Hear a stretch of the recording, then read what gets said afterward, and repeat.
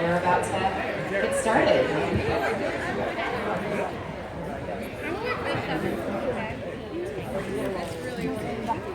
I'm doing a lot of anti-aging moisturizing, ward it off.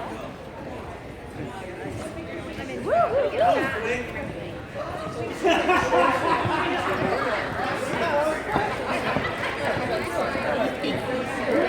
Hey guys. Hey, would all the cast come to the front, please? Make yourself at home. Hey everybody. Hello.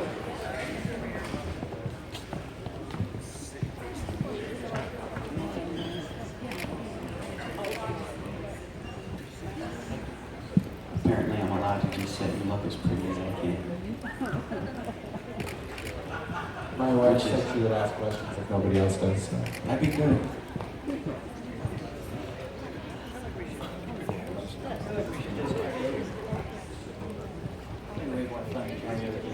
Hello.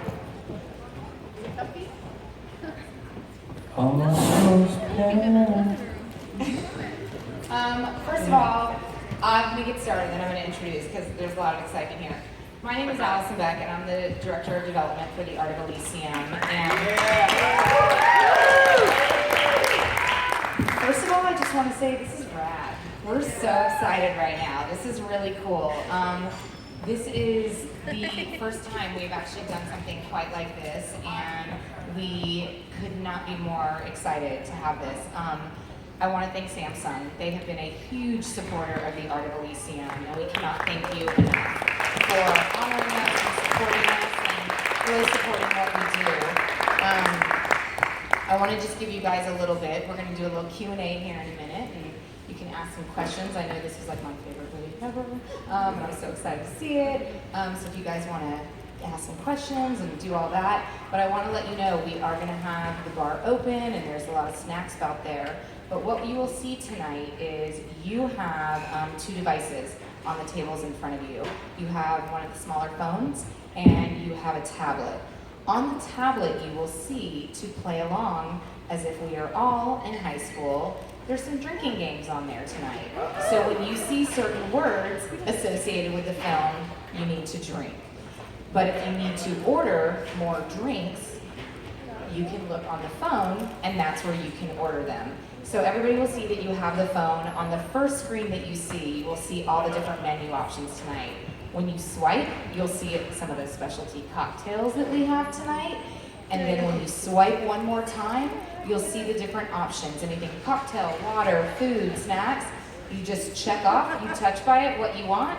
And then at the top right corner, you hit place order, and some lovely person will come and deliver you your snacks. So just wanted to let you guys know some of the logistics. I'm going to invite up in a minute the founder of the organization, Jennifer Howell, who is amazing. She's going to talk a little bit more about what we do, but for those of you that are familiar with the Art of Elysium, it's all about the arts to us. It's fashion, fine arts, music, design, everything, and it's really cool to do different programming and to do things that honor different elements of what we do. And tonight we're really excited to have you all here and celebrate new and old supporters of the organization, and to really just have a fun night to film.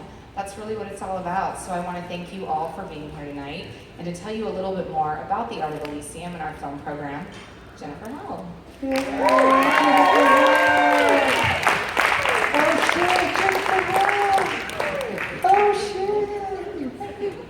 Hi guys, thank you so much for coming.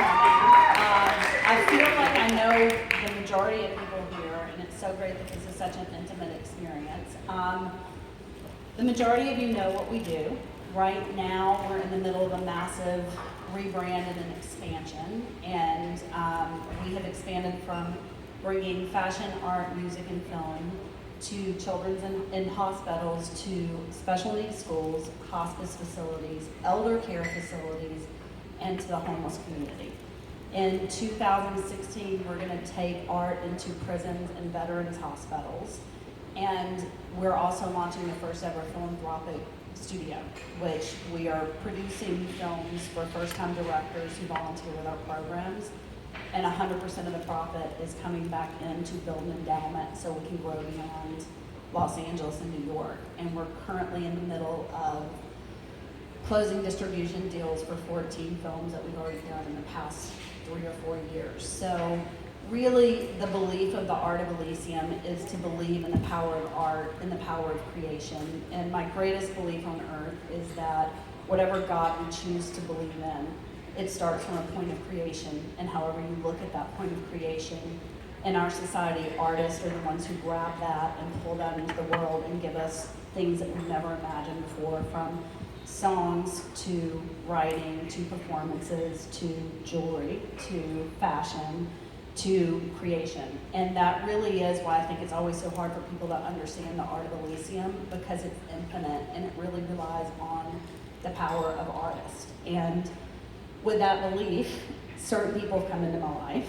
over the years, and Ethan Embry being one of the most important people in his family, by far the most creative family I know.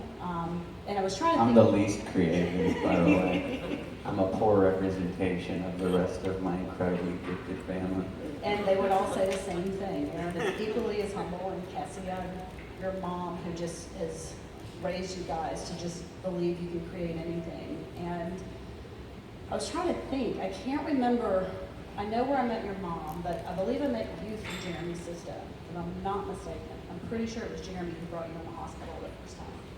And then I ran into Peter years ago in New York, and I met Peter through you, and it just kind of expands, and it became kind of this community of artists that is so special and so dear. And tonight, Eric, Joel, like you guys have all like come and been part of this organization, and this is such an honor to have you guys here. And this movie and the filmmakers behind it, like you see you guys sitting here and what's become with you guys, and your careers have gone from that. And I think that that is the power of creating a film. And Ethan, I love you dearly. You're about to moderate this, and thank you for putting this together, and thank you for being a constant inspiration to me, and truly being one of the most gifted actors and creators I know. Ethan Embry, everybody. Hey guys. Thanks, Jennifer. Super duper sweet. Anyway, welcome to all you guys. Thank you guys for all coming out. Look at this, it's crazy. It's cool. Yeah, I met the Art of Elysium 10 years ago, and have been working, volunteering with the charity. They've been really supportive with my brothers through his art, and when his daughter was diagnosed with leukemia, the support they gave him was instrumental in getting them through that. And not only the charity itself, but the people involved mean the world to me. So thanks for having us. Thank you guys all for coming. Thank you, Samsung, for bringing us here. Now, I've probably seen the movie least than anybody here, so I'm like the worst moderator. You know, I think Joel probably knows Yeah, most Joel about this film. I think Joel should moderate. But I was wondering, like, the main All in question I moderation, had, like, but how much weight couldn't we hardly? Is the only question I could come up What are you waiting for, Ethan? with. I don't know. We should save that question for last. And then I'll say, nothing, play it. I was always confused. I was always confused because I thought, isn't it supposed to be, I can hardly wait? Well, originally the movie was called The Party. It was originally called The Party, but isn't the proper way to say something is like, I can hardly wait for that to happen? Then you If you don't can say I wait. cannot hardly wait. It's a double negative. It's a double negative? Yeah. I don't know. And we just got out of high school, so I'm we confused. should probably learn to talk confused. Am I wrong? I don't know. I mean, is it can hardly wait or cannot hardly wait? You're right. You're right. Am I right or wrong? I don't know. Was this question Double negative. raised back then? Yeah, we all gave up a big stink when they came to us and they said the movie's no longer The Party. And we're like, well, what's the name of the movie we're making? And they said, it's Can't Hardly Wait. I was like, really? What? It doesn't Well, because sound right. there was a great movie called The Party. Yes, with that Peter Peter Sellers. Sellers did. If you haven't seen it, you guys should watch that. Peter Sellers is fantastic. I guess, should we all introduce ourselves? Is that Yeah, awkward sure. enough? That's Is that fair really enough. awkward? Let's go down here. Hi, Jenna. Well, you don't need any introduction because just the beautiful. I played the boob stripper dressed as an angel. And gave really fucking good advice in this movie. My name is Jay Paulson, and I was X-File guy number 2.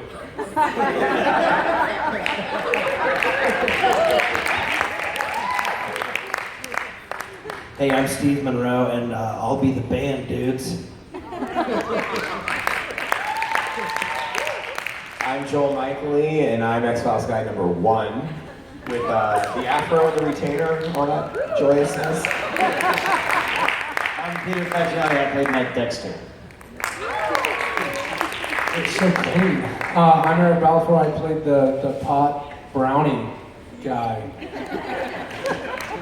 The explanation. Not many people had names in this movie. No. Hot Brownie guy, X-Files guy. The explanation of who I was longer than I think I was actually in the movie.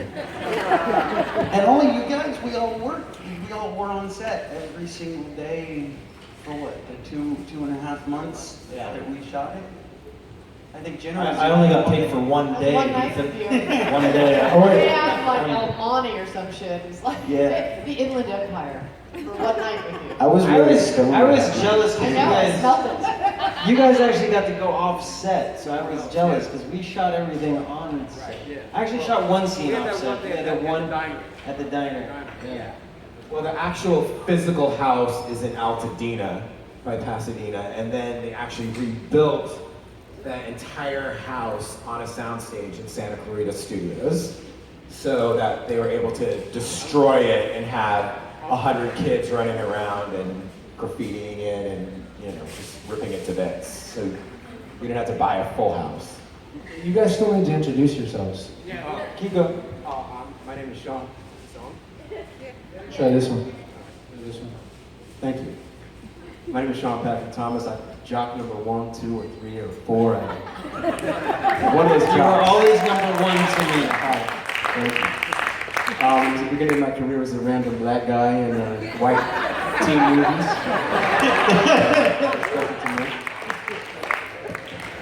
I'm Jen Lyons, I was girlfriend number 3. But I had a name. It was Rachel. And they didn't put it in the credits. And my name is Ethan Embry. I'm Preston Lyons.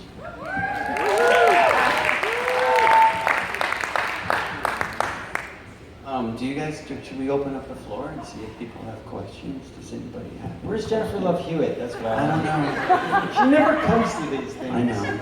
She didn't come to these things back then. No, she didn't.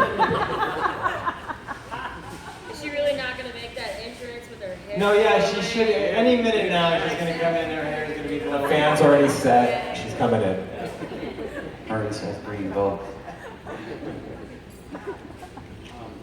Well, I guess, do you guys? Has anybody seen this movie? Raise your hands if you haven't seen the movie. Nice. Awesome. The 3 of you are in for a really big treat. Director's cut? Was that director's cut? Yeah, you're actually going to get to see the exclusive director's cut tonight No, that's you're never not. been seen before. So there was a director's cut, and it was screened only once for a test audience in Agoura Hills. And Was there? I happened to sneak into it, shockingly. How did I get there? With my best girlfriend. And we both got caught watching it and in deep, deep trouble. But in the director's cut version, there is a character, the crying drunk girl, which is Jennifer Elise Cox, who played Jan Brady in the Brady Bunch movies, and she's hilarious. It's what would have been basically in an this movie. R-rated film, right? It's the R-rated. Yes, it's the version. R-rated version. It basically was rated R because they showed kids that were drunk. So we had to eliminate all the kids that were drunk or seemed drunk, and they had to lie to the ratings board and pretend that the red cups that everyone was holding was carrying, Coca-Cola, or, you know, and so they weren't actually drinking beer, and so they had to petition the board It to was get a it was PG-13. before American Pie, so they didn't think that a rated R teen movie would do well.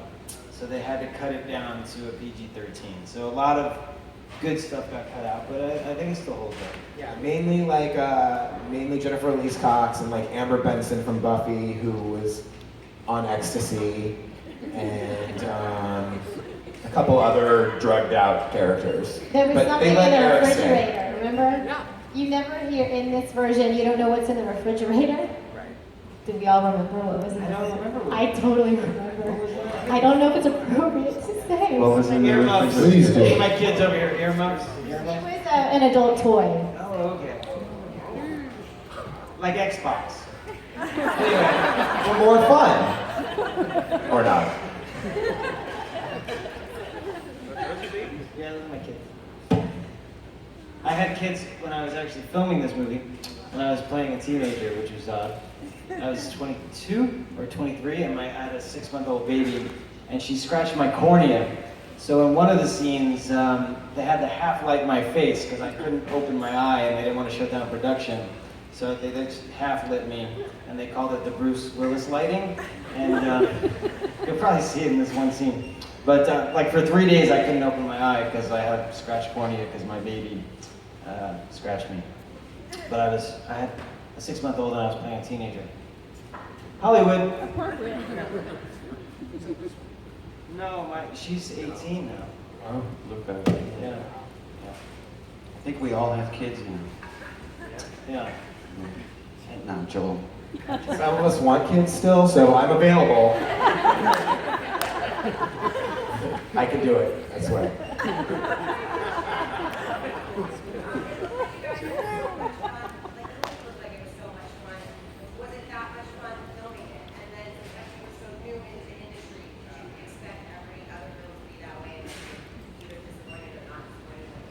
I think one of the actors got fired, like in the first couple of days, because he was actually appropriately aged. He was 16, but next to all of us, he looked like he was 12. So he just looked too young, and they were like, they gotta age him up, and it was Charlie Korsmo who actually ended up getting his part. But after they fired him, I think everybody just thought we were all getting fired. Like every time we get to work, it was like, who's getting fired next? So it was kind of like, because we were all new, and we were like, I remember Lauren Ambrose was terrified. Like every day she was like, I think I'm getting fired. I think I'm getting fired. I think I'm getting fired. I was like, no, I think you're doing great. How am I doing? Lauren wouldn't talk to me. No? And well, she was so weirded out about the idea that I had to lick this brownie off her face. Poor Lauren, and the things I've done to her throughout my career. But yeah, she wouldn't communicate with me. She'd get really nervous and sort of scurry off. Well, Ethan and I had done like 3 movies together before the Can't Hardly Wait, right? Yeah. So we knew each other really well. But then it was like, it was kind of cool because everybody was like one big house, and everybody was like for weeks just hanging out together. So Yeah, it was fun because the people involved were fun, Yeah. but it was definitely work, yeah. you know. But It's I don't all- think it's all anybody really thought a it would blur be to like me, 20 years too. later we'd be sitting around talking about No, it. never. No, when it came out, I think it came out like 8th place for the weekend. It wasn't successful. And I remember seeing it Monday morning in the trades and going, oh, okay, there's that. And then to think that people still watch it now is great, you know. People come up and they say that it meant something to them when they were younger. And I always think it's a shame they don't know who John Hughes is. But, but it's really kind of special that, you know, it turned into something. It's nice for them. Am I imagining this, or did you have a black Flying V guitar Yes. in your trailer? Yes, I had a full stack, a full yeah. Marshall stack and I shared a That was 2-bedroom super fun. trailer with Jennifer Love Hewitt. That might be why she's not here tonight. But I had the full 2-stack Marshall, and my bong was almost as big.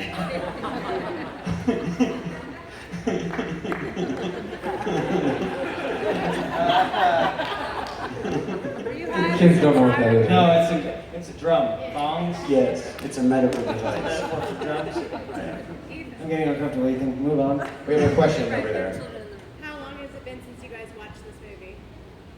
Well, I know Ethan, They showed it at Peter, and Sinestria I earlier this summer. saw it at Sinestria Sinestria. at the cemetery. There was 8,000 people at that screening this summer, going crazy over the film. So that was pretty fun. And then we also did USC this year. We did the ArcLight. I did a Q&A in Toronto. I don't usually stay to watch it because I've seen it so many times throughout the years. Like it'll be on TV and I'll just catch it in pieces, you know. But so I don't know when I've sat down and watched the full one. Actually, I think I watched it with my oldest daughter. I haven't watched it with you, but I think I sat down and watched it with my oldest daughter like a couple of years ago because she had never seen it. So that was pretty cool. I was like, that's the scene where you scratch my cornea.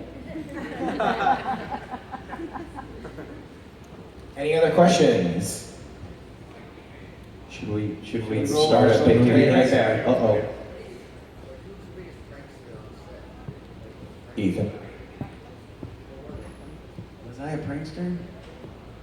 Morrison. I was just stoned all the time. I wasn't really pranking anybody. But no, I mean, it was really work. I mean, it took place during a party, and it was a party environment, and we were all young, but it was still, you know, we had a job to do. I don't think there were many pranks, because we were terrified they replaced the main character. Yeah, once they replaced that one kid, it was like... And we had two directors. It's a movie that's a rare thing where it's directed by two people, so you had two parents. It's not like you could hide from one, because the other one would be right around the corner. Actually, I did, when we did that scene outside, we did this one scene outside at the diner. That was the first thing that I shot. And then I got called into the director's office, and they were like, "We're gonna reshoot that scene, we didn't like it." So I thought I was getting fired next. I was like, I'm getting fired, okay. And then they were like, It's a typical actor fear to always Yeah. worry that you're getting fired. and then Like I you're was always like, getting fired. That's why why don't- we're crazy. Yeah, Like, so we're then I was just like, I don't worried about know- being fired constantly. I don't know what you want me to do differently. And then they tried to explain it to me, and then I was like, but I thought that character should be, instead of being like Karate Kid hated, I thought he should be a little hyper real, so he's more funny, so you can laugh at him. You know what I mean? And so that's the direction I was going in. But then they came back like 2 days later. They're like, no, we cut it together. Now we love it. So I was like completely confused because I was like, first they hated it, then they loved it. So most of the time I came to set not knowing what I was doing, most of the time, or like feeling like I was gonna get fired. I think it was like one of those, you know, it wasn't like we were all just having a big blast party. It was No. like, When they fired the poor kid that got fired, they yeah, literally- it got tense real quick. They literally walked into it. He was in school. And they walked into him at school and they said, "Hey, you like Disneyland?" And he was like, "Yeah." And he was like, "Well, maybe you should go there tomorrow." And he was like, "Why? Aren't I working?" And they're like, "No, maybe you should go to Disneyland." And that was it. Yeah, when you see someone True who's story. fired, Has he had a good career since? True story. I've never seen him since. I am still friends with him, and he is currently a writer on a TV show. Jenna, was there an audition for the role of the stripper? No, it was written for you. Well, no, yeah, because she was on a huge show, Yeah. and it was a huge get. My kids didn't audition. No, they just had me come in and do it. Yeah, Jenna, when was the last time you actually I auditioned? don't know why. What? I didn't say anything about your boobs. When was the last time you actually auditioned for something? All of us really want to know. It's like seeing food and not having eaten. Go ahead, fellas. Well, for movies, it's sometimes different, I feel but not better for now. TV. I don't know. It's been a long time since I auditioned for TV. I'm not complaining because I worked my tail off. I mean, I would like, you know, mail out my headshots to all the casting directors and go. I mean, I did everything. I did extra work. I did student films. I did everything you could possibly do, and got rejected by every agent I tried to get. I'd sit in the waiting room with flowers to get attention, so I could spot them on their way to lunch, going, "Hi, can I show you my reel?" I would do student films to get a reel, so I had something to show agents, because, yeah. So I did everything short of the casting couch, but everything like, you know, within integrity. It's not that bad, you can use it. So yeah, now I feel like, I paid my dues, yeah. You're amazing. Well, should we watch the movie? Do you guys want to Wait, watch? there's one Do over we have, there. is there Is another that your one? hand? Who is the biggest jerk on set? What? Jerk. I'm just trying to keep it PG. I think the it was biggest jerk? it I think all might have goes been back me. to the guy they fired.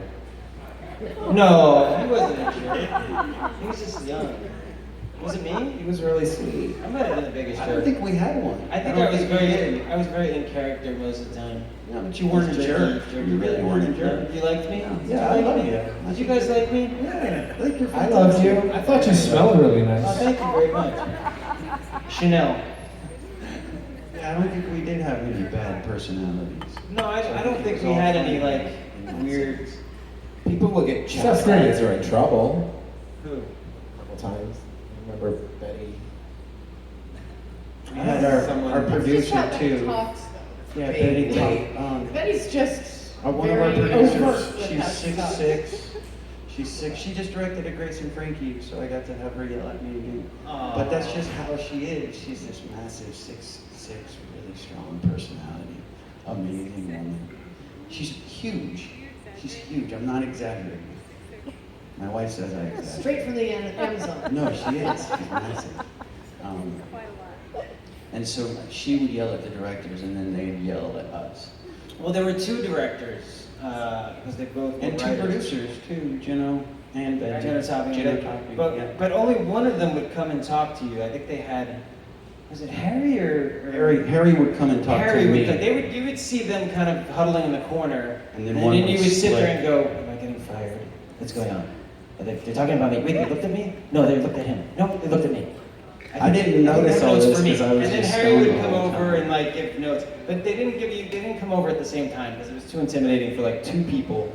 And I think they also a lot of times were contradicted each other, so I think they had to get their story straight and then come with one like note. Because otherwise, if they came together, they'd be like, "No, that's not," and then they would fight in front of each other.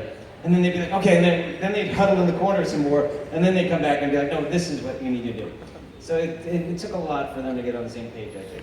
Well, I told him during our little rehearsal process that we had, I was like, well, what you guys should do instead of coming up and giving me direction both at the same time, just one of you guys come up, and then it just comes from one person, and I can deny you, and then we can shoot.